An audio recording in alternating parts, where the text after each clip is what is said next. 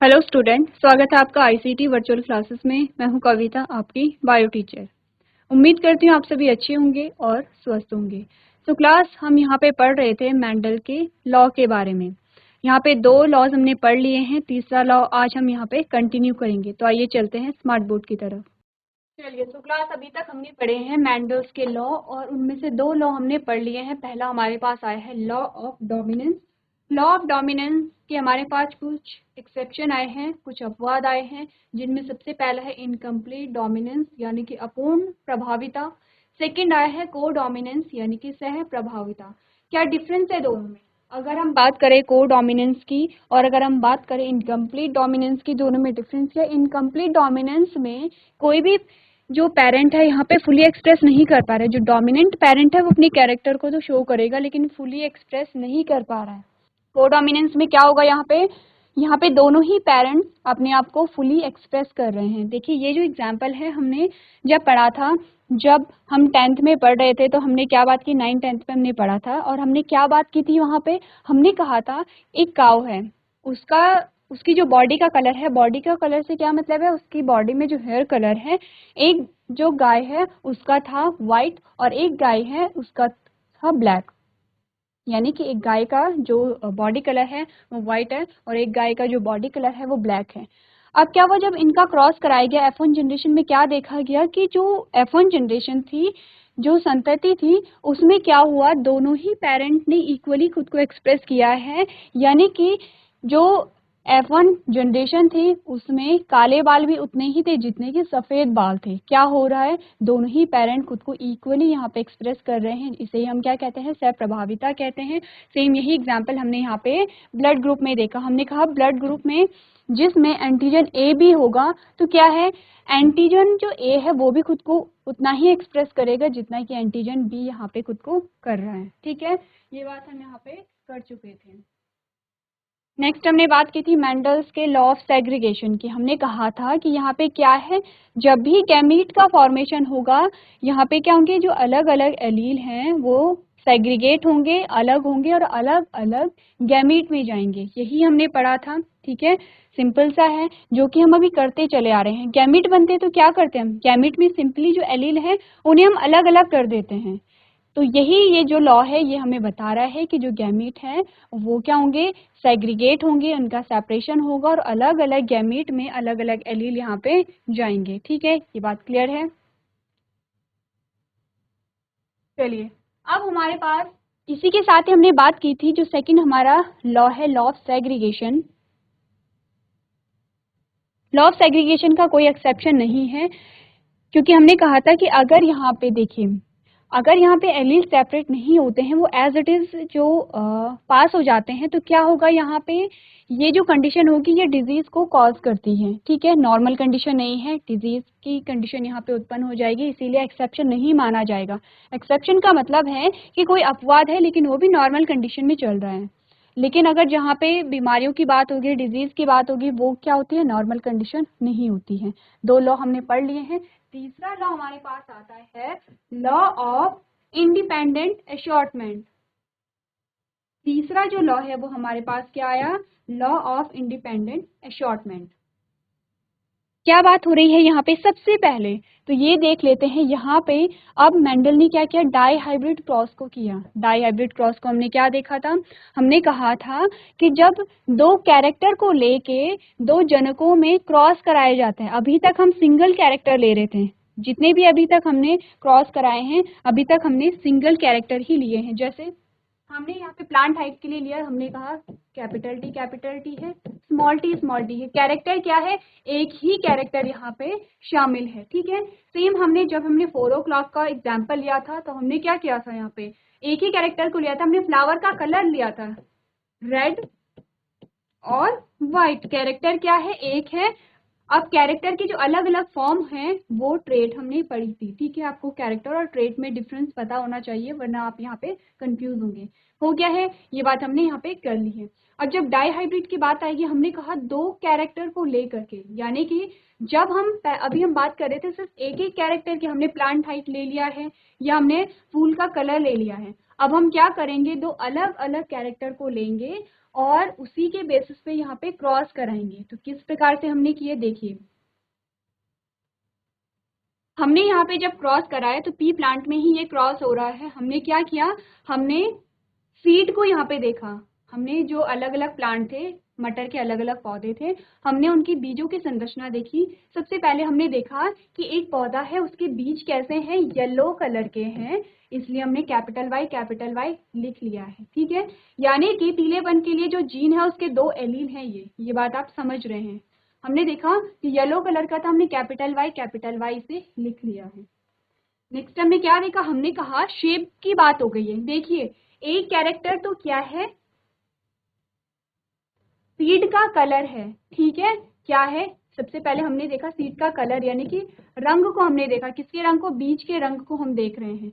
दूसरा कैरेक्टर हमारे पास, अब हमने शेप को देखा, हमने कहा कैसी शेप है, तो हमने कहा राउंड शेप है। कैसी शेप है, राउंड शेप है, यानी कि गोल शेप है।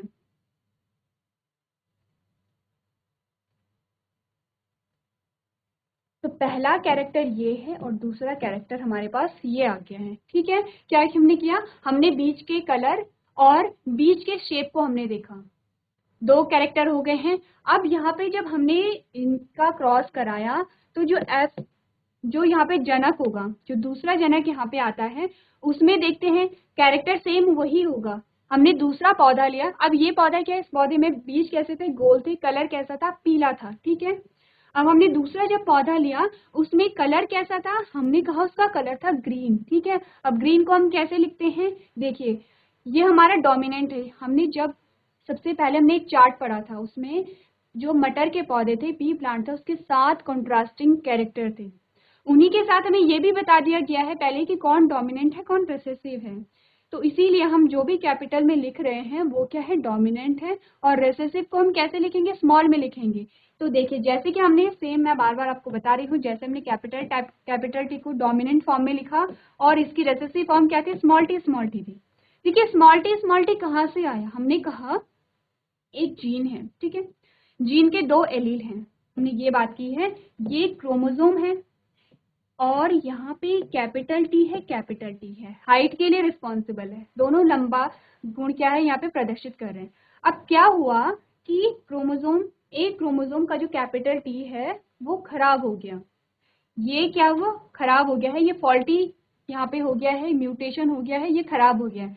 अब इस वाले क्रोमोसोम पे ये जो एलील है ये क्या करेगा, लंबाई के गुण को प्रदर्शित नहीं कर रहा है।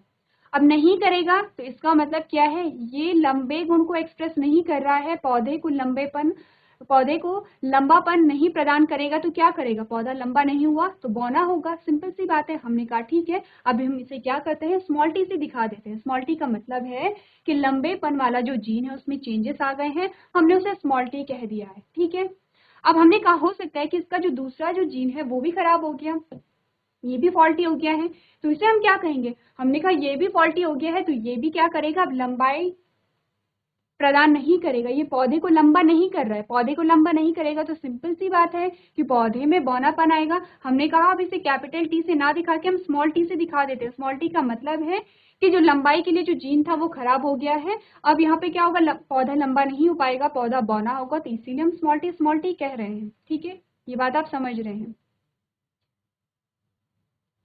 तो वही हमने क्या कहा, रेसेसिव पेरेंट के कैरेक्टर को, ट्रेट को देख लेते हैं, कैरेक्टर तो सेम होंगे, ट्रेट को देख लेते हैं। हमने कहा सबसे पहले सीड के कलर को देख लेते हैं। तो जो रेसेसिव पेरेंट था उसमें सीड का जो कलर था वो कैसा था, ग्रीन था। कैसा था, ग्रीन था।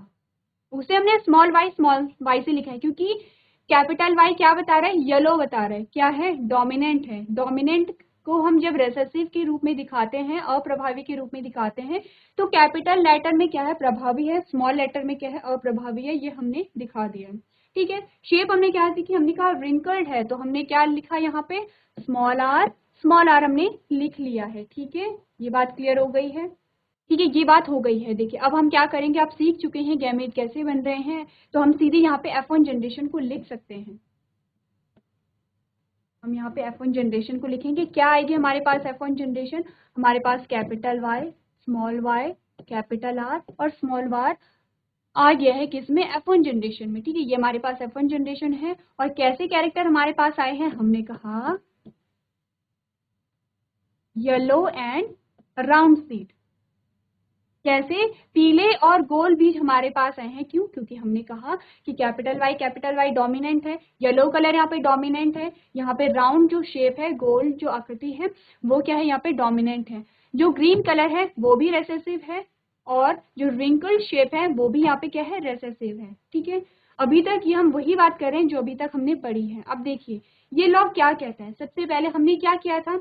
देखिए मेंडल ने क्या किया? मेंडल ने कहा ठीक है, पहली जनरेशन में तो एक ही पेरेंट यहाँ पे खुद को क्या कर रहा है? एक्सप्रेस कर रहा है, तो दूसरे पेरेंट का क्या हुआ? जो रेसेसिव है, जो अप्रभावी है, उसका क्या हुआ? ये देखने के लिए मेंडल ने क्या किया था? F1 जनरेशन का सेल्फ क्रॉस कराया था। ठीक है, सेल्फ क्रॉस कराया था। सेल्फ क्रॉस कराने से पहले यहाँ पे क्या बनेंगे? गैमीट बनेंगे। सेल्फ क्रॉस कराएंगे तो क्या करेंगे? Capital Y, small y, capital R, small r से ही यहाँ पे क्या होगा? क्रॉस होगा। अब यहाँ पे क्या होंगे? गैमीट बनेंगे। सबसे पहले हम क्या करेंगे? पहले इस ये जो पेरेंट है हमारे पास, इसके गैमीट को हम देखेंगे। तो 4 प्रकार के गैमीट आपको दिखाई दे रहे हैं। हमने क्या देखा? कैपिटल Y, कैपिटल R, फिर हमने देखा कैपिटल Y, स्मॉल r, फिर हमने देखा small r, capital Y, small y, capital R, small y, capital R और स्मॉल y, स्मॉल r। 4 प्रकार के गैमेट हमारे पास बन गए हैं। ठीक है, अब इस पेरेंट के भी क्या बनेंगे? 4 गैमेट बनेंगे। ठीक है, सेम वही गैमेट बनेंगे क्योंकि पेरेंट सेम है। ठीक है, पेरेंट का जो जेनेटिक मेकअप है वो सेम है, तो गैमेट भी सेम बनेंगे। देखिए सबसे पहले क्या होगा? Capital Y, capital R। हमने कहा कैपिटल Y, कैपिटल R। फिर क्या होगा? Capital Y, small r, capital Y, small r। फिर क्या होगा? Small y, small r, small y, capital R, small y, capital R। फिर क्या होगा? Small y, small r। Last वाला गैमेट क्या बना हमारा? जो फोर्थ है वो है स्मॉल y, स्मॉल r। ठीक है, ये 4 प्रकार के गैमेट बने हैं हमारे। अब देखिए हमारा लॉ क्या कहता है। ये लॉ कह रहा है कि यहाँ पे जो 4 प्रकार के, देखिए एक जो जनक है उससे हमें 4 प्रकार के गैमेट देखने को मिले हैं, दूसरा जो जनक है उससे भी 4 प्रकार के गैमेट देखने को मिले हैं। तो ये लॉ हमें बता रहा है कि ये चारों गैमेट स्वतंत्र हैं। ये चारों गैमेट स्वतंत्र हैं कि ये किससे यहाँ पे क्या करेंगे? किससे मेट करेंगे। यानी कि हो सकता है ये इससे क्रॉस कर ले, हो सकता है ये इससे क्रॉस कर ले, हो सकता है ये इससे क्रॉस कर ले। यानी कि ये जो गैमेट हैं ये स्वतंत्र हैं कि उसको किससे मेट करना है। इसीलिए इस लॉ को क्या कहा गया है? लॉ ऑफ इंडिपेंडेंट असॉर्टमेंट, है ना। यहाँ पे क्या होंगे? देखिए जो 4 प्रकार के गैमेट हैं वो स्वतंत्र हैं कि उनको किससे यहाँ पे क्या करना है? मेट करना है, किससे यहाँ पे क्रॉस करना है। तो यही आपको समझाया गया है चेकर बोर्ड के माध्यम से। यहाँ पे क्या दिखाया गया है? सारी कंडीशन आपको बताई गई है कि कितने प्रकार के पौधे बन सकते हैं यहाँ पे। क्योंकि ऐसा तो नहीं है कि हमने कहा कैपिटल Y, कैपिटल R की जो क्रॉसिंग होगी वो कैपिटल Y, स्मॉल r से होगी। हो सकता है कि कैपिटल R की जो क्रॉसिंग है वो कैपिटल R से ही हो, ये भी पॉसिबल है। तो हमने क्या किया? जितने गैमेट हमारे पास बने थे हमने उन गैमेट को हर एक गैमेट से क्रॉस करा दिया है, और जितनी भी कंडीशन हमारे पास बन सकती थी, जितने भी पौधे यहाँ पे बन सकते थे, सबको यहाँ पे बनाया गया है। GIC लाखा मंडल, बच्चे माइक लीजिए अपना। GIC रुद्रप्रयाग, आप अपना माइक लीजिए। बच्चे अपना नाम बताइए। साक्षी। साक्षी, सबसे पहले तो ये बताइए बच्चे, आप लोग कंटिन्यूटी नहीं है, आप लोग रोज क्लास में नहीं आते हैं, ठीक है। हाँ जी मैम। तो इसका रीज़न क्या है बच्चे? मैम बिकॉज हमारा घर थोड़ा दूर है, तो जिस वजह से हम रेगुलर क्लास नहीं ले पा रहे हैं। कि हाँ ये भी प्रॉब्लम है कि आपका घर दूर है, ठीक है, वो मैं समझती हूँ हाँ बच्चे। जी बट मैम। अगर आप कंटिन्यूटी में नहीं रहेंगे तो आपको समझ नहीं आएगा, है ना। हाँ जी क्योंकि जब मैम। बच्चे हाँ होते जी हैं मैम। तब यहाँ पे बहुत अच्छे से डिस्क्राइब किया जाता है। और अगर आप रोज नहीं आएंगे तो कल क्या पढ़ाएंगे आपको समझ नहीं आएगा, ठीक है। जैसे कि कल हमने क्या पढ़ा था, को डोमिनेंस पढ़ा था, सह प्रभाविता पढ़ा था। तो क्या आप हाँ मुझे जी। बता सकते हैं सह प्रभाविता किसे कहते हैं? साक्षी, क्या आप जानते हैं सह प्रभाविता के बारे में? मैम जो इसमें लॉ ऑफ डोमिनेंस है, इसमें जो हाँ कहिए। मैम जिसका रेशियो होता है, इसका रेशियो होता है 1:1 और ये 50-50% होता है। हम्म। अच्छा देखिए, इसका और एग्जाम्पल वो आपकी बुक में वो क्या दिया वो गया अपना है? इफेक्ट दिखाता है। ठीक हाँ है जी मैम। ठीक है, कहिए। मैंने ये कहा है, एग्जाम्पल क्या दिया गया है आपकी बुक में को डोमिनेंस या सह प्रभाविता का? ये अपना इफेक्ट दिखाता है।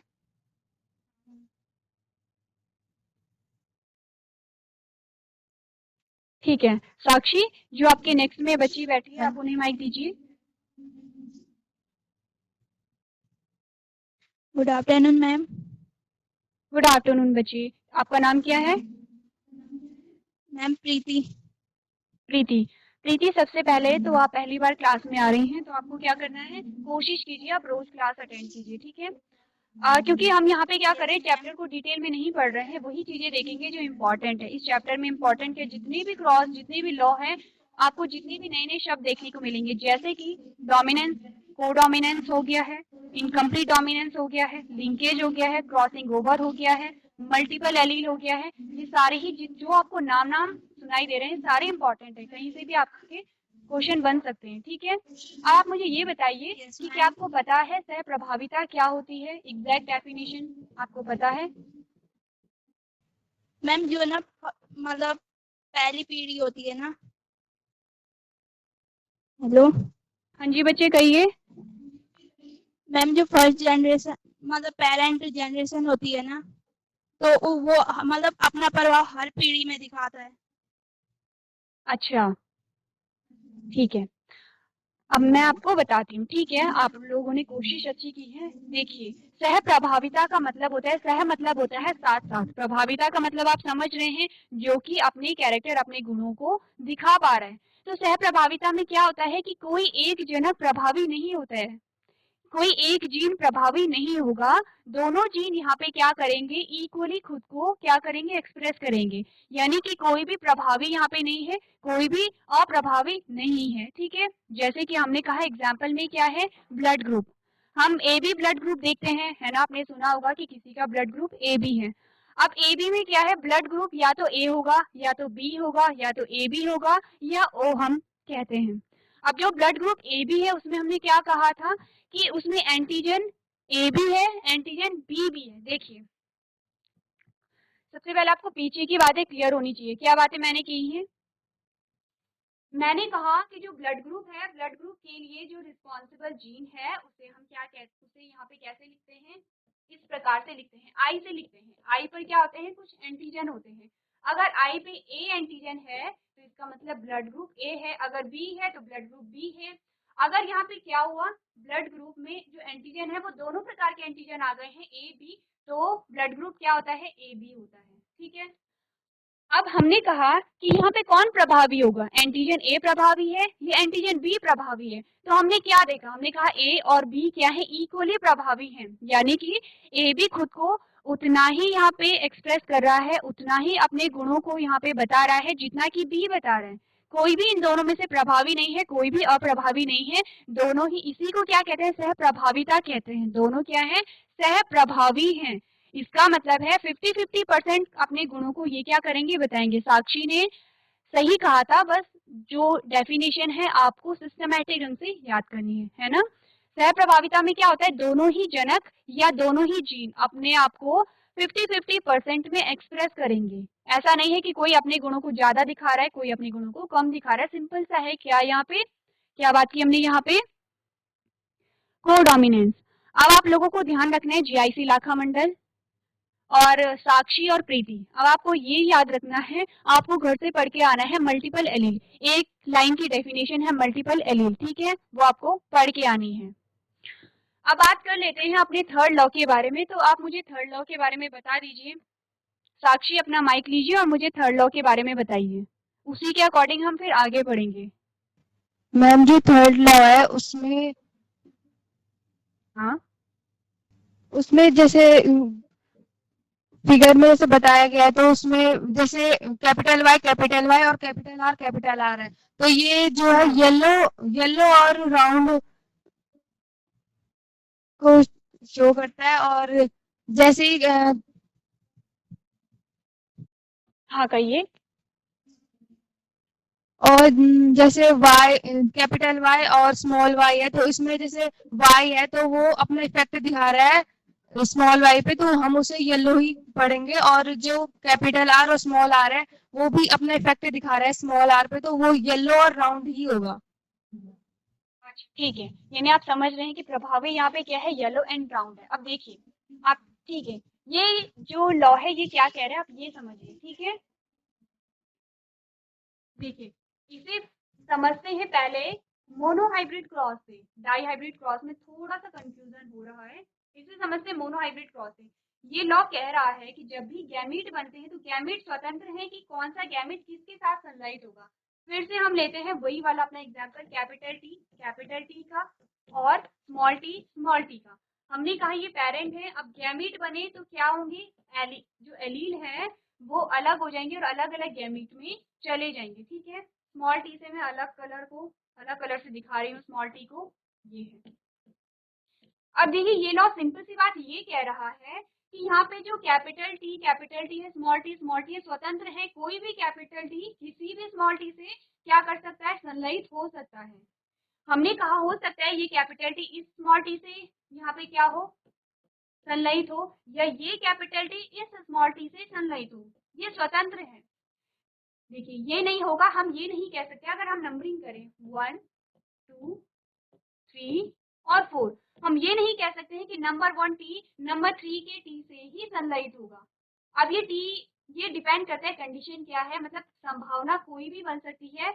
नंबर 1 का टी नंबर 3 से भी क्रॉस कर सकता है, नंबर 1 का टी नंबर 4 से भी यहाँ पे क्रॉस कर सकता है। सेम कंडीशन किसके लिए है, नंबर 2 के टी के साथ। नंबर 2 का टी नंबर 3 के साथ भी क्रॉस कर सकता है, और नंबर 2 का जो टी है वो नंबर 4 के साथ भी यहाँ पे क्या कर सकता है, क्रॉस कर सकता है। इसी को कह रहे हैं इंडिपेंडेंट असॉर्टमेंट, यानी कि गैमीट यहाँ पे स्वतंत्र है कि उन्हें किससे यहाँ पे सनलाइट होना है। सिर्फ इतना कह रहा है हमारा थर्ड लॉ।